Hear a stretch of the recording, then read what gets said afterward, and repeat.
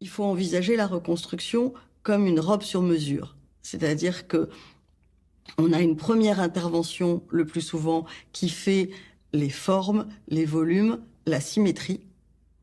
Et puis ensuite, on fait des rendez-vous de bilan, c'est-à-dire qu'on regarde le résultat, et puis soit c'est très bien, et ben il nous restera plus qu'à faire l'aréole et le mamelon, mais ça a lieu sous anesthésie locale, le plus souvent au cabinet.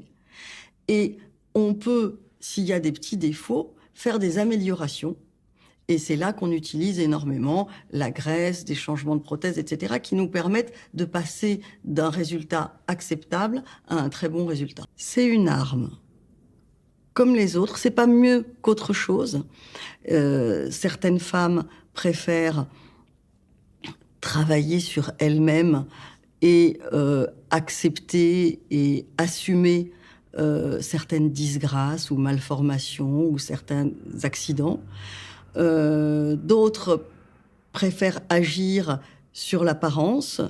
En fait, tout le monde travaille sur un tout petit peu tout, mais le fait de pouvoir quelque chose est quelque chose de très important, même si on ne le fait pas.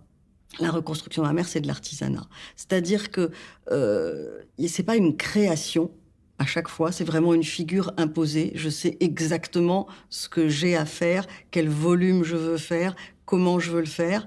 Donc, en ce sens-là, il n'y a pas de la création, il y a de l'artisanat, parce qu'il y a de la technique. Autant la première intervention de reconstruction est une intervention assez classique, avec en général 48 heures d'hospitalisation. C'est rare que les gens restent plus de 48 heures en clinique après une reconstruction.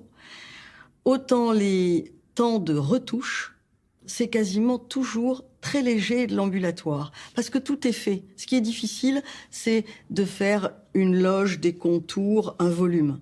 Une fois que c'est fait, les retouches, c'est de la chirurgie très légère. Les gens rentrent, moi j'opère le vendredi, en retouche, les gens rentrent le vendredi matin, ils sortent le vendredi après-midi, ils sont au travail le lundi, parce que c'est pas de la chirurgie agressive.